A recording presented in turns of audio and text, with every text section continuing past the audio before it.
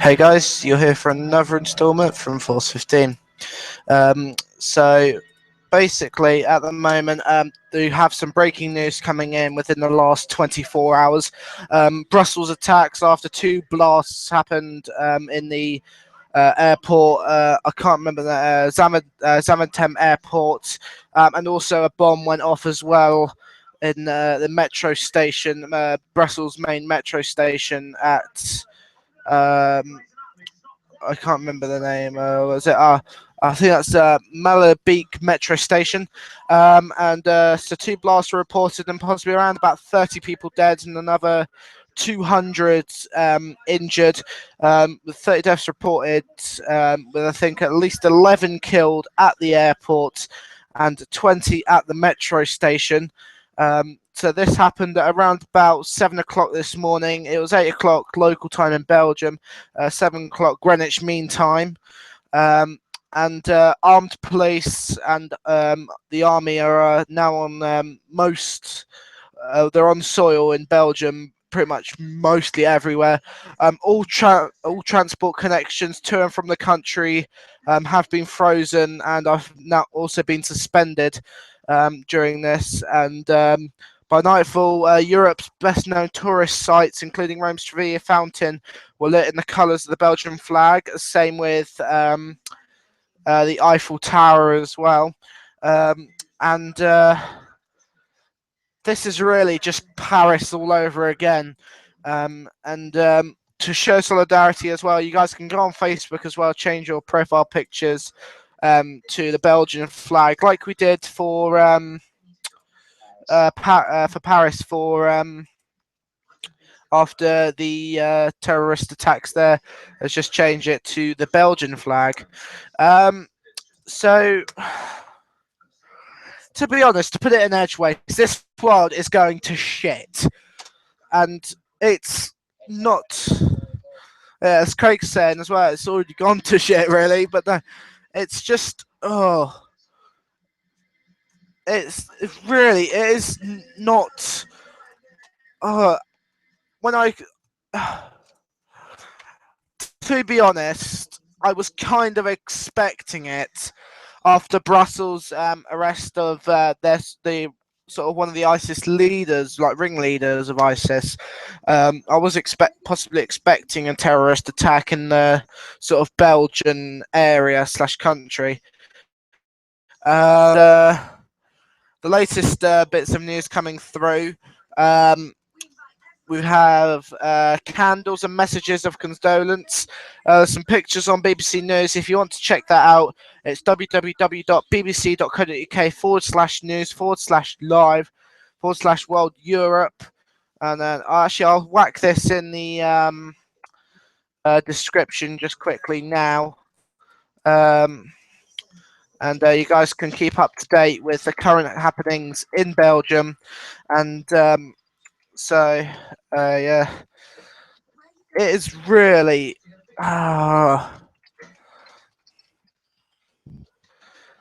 It's left me. This has left me speechless. This has. It's properly left me speechless, and it's.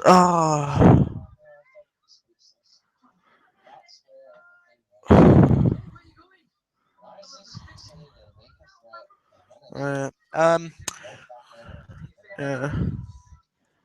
And also, news that came through approximately 30 minutes ago, more coming up to 40 minutes ago now. Part of Denver airport evacuated as officials investigate possible threat. No official death toll, Belgian Health Ministry says. Belgian Health Ministry tells the BBC that there are approximately 30 dead and about 250 injured. Suspected attackers' bombs were in their bags, Mayor says. Solidarity shown in lights at the Royal Palace Dam Square in Amsterdam. And that was at Brandenburg Gate in Berlin. The Trevi Fountain in Rome. The Eiffel Tower in France, sorry. No, I don't know what I was saying, Germany. What Brussels attacks can mean for travellers.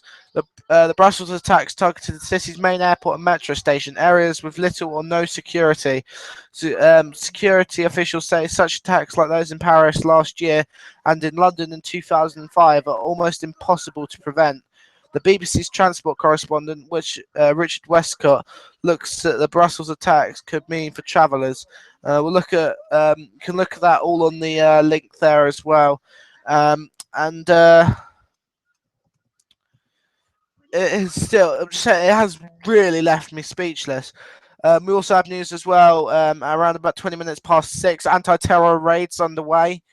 Plane from Brussels met by cops at Florida airports. No confirmed death toll figures. Federal prosecutor. Extra security personnel on public transport. Crowds gather outside former Brussels Bourse, I think that is. Delays to your train Germany's Belgium's crisis centre. All Eurostar links have been blocked outside to and from Brussels and into Belgium as well. All trains have been halted, and I think the security has been stepped up from the crossings between Calais and Dover as well, due to this terror threat. And Belgium's terror threat remains at its highest level, and I think the UK might have had theirs heightened as well.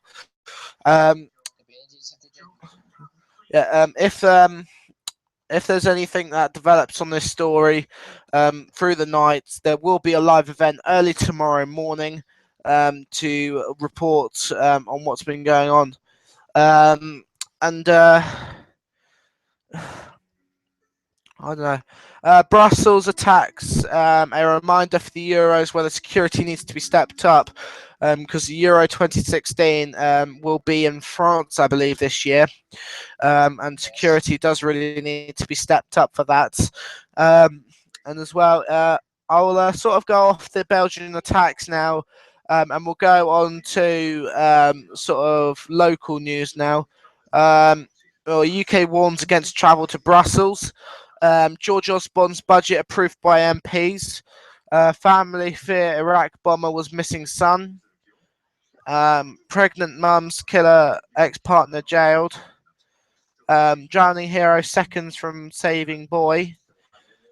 A man who rescued from a drowning tragedy in County Donegal said he was seconds from saving another child. 5 members of the family died when their car went off the Bunkarnrunner Pier on Sunday night. The victims were Ruth Daniels, 57, her daughter Jodie Lee Daniels, 14, Sean Grotty, 49, and his sons Mark, 12, and Evan, 8, all from Londonderry. The bodies of the 5 victims have been brought back to Derry.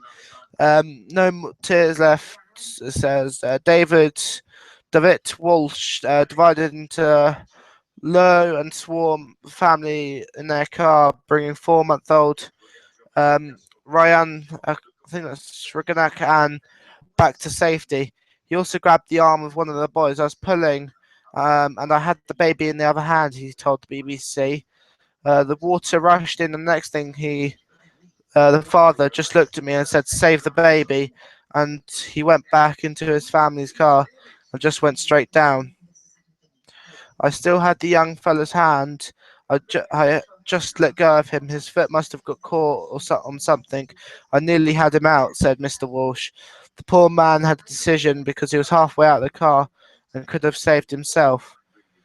DeWitt and his girlfriend Sophie Knox on the picture there. On BBC.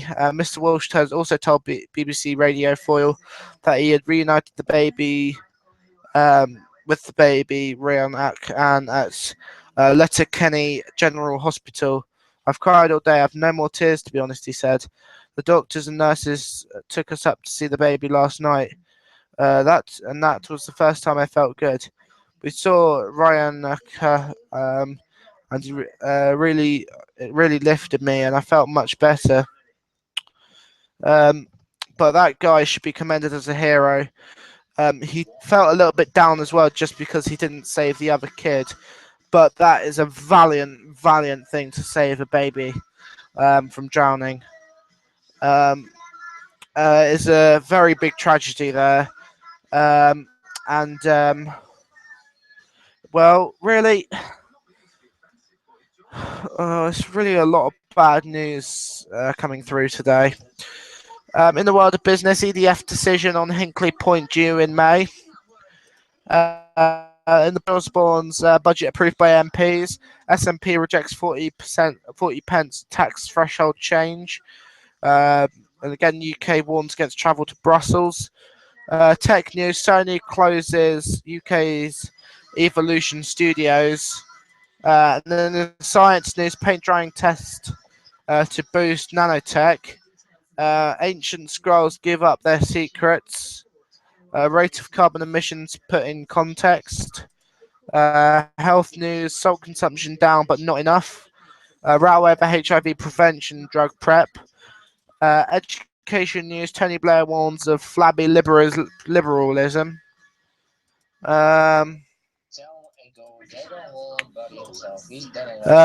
Sexting among under 16 skyrocketing. School food loophole must be closed. David Bowie mural to be listed. ENO director Mark Higgleworth resigns. And check out more news at the bbc.co.uk/news.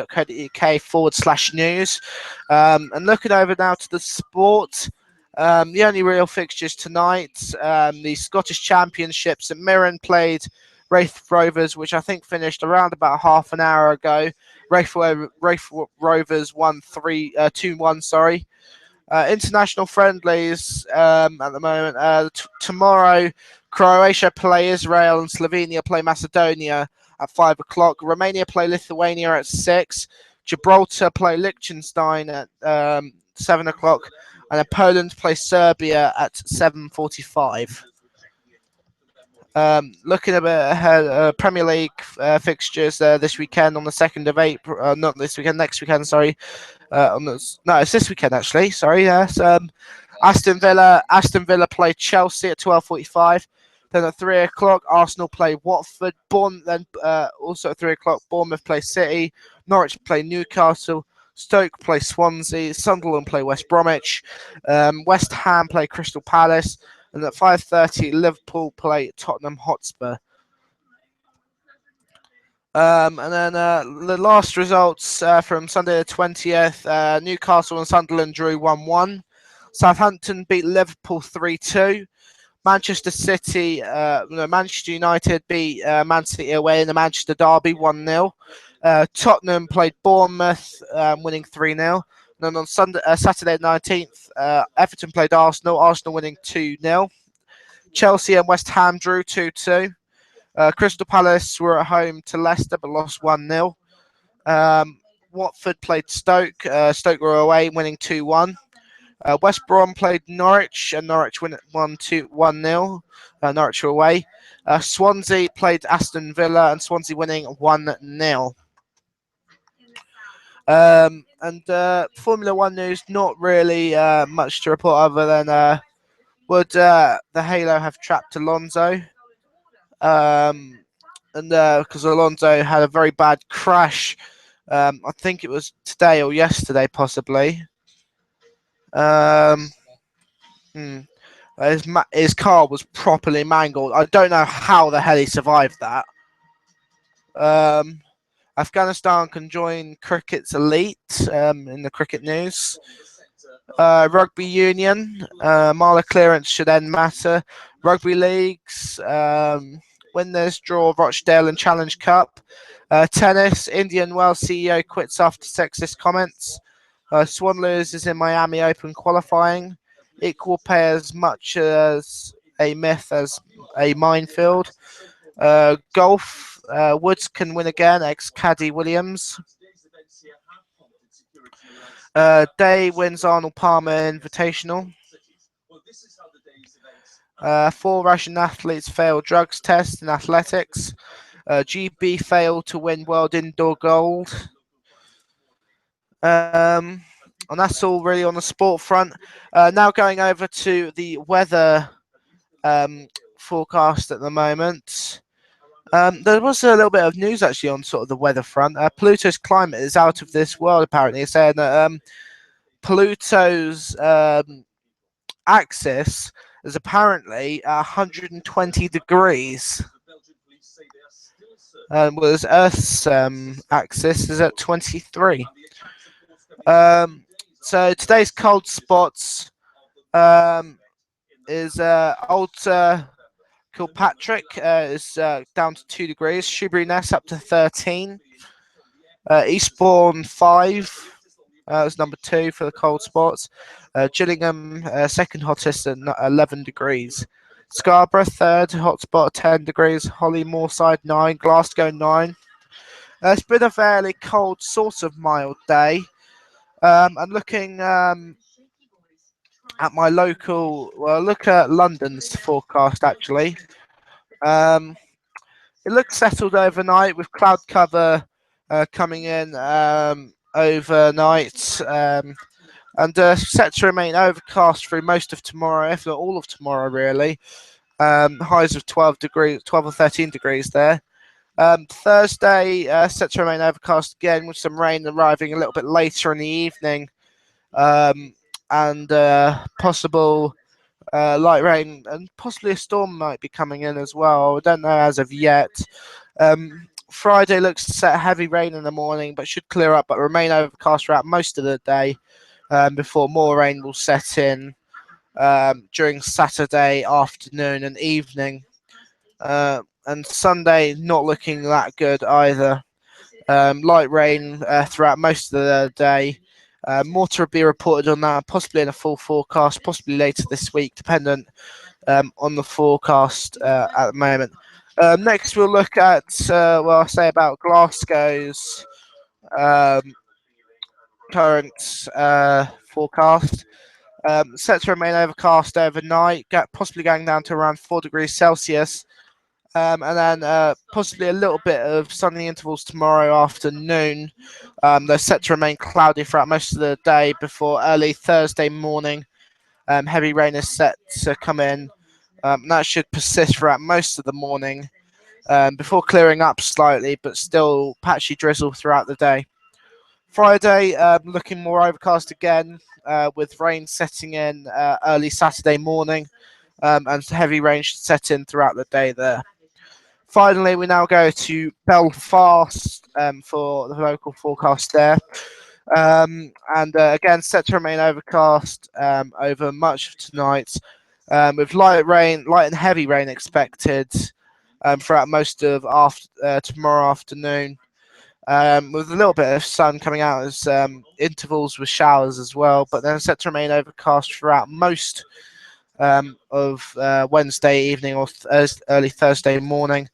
And rain is set to persist through the afternoon, possibly clearing up by early evening and actually becoming clear Friday morning before clouding over again, overcast, with rain again to set in there on Saturday as well. So that's all from me now for my weather bulletin. Thank you guys for watching. I hope you have enjoyed it. That's all from me now. Thank you guys for watching. This is Force 15 signing off.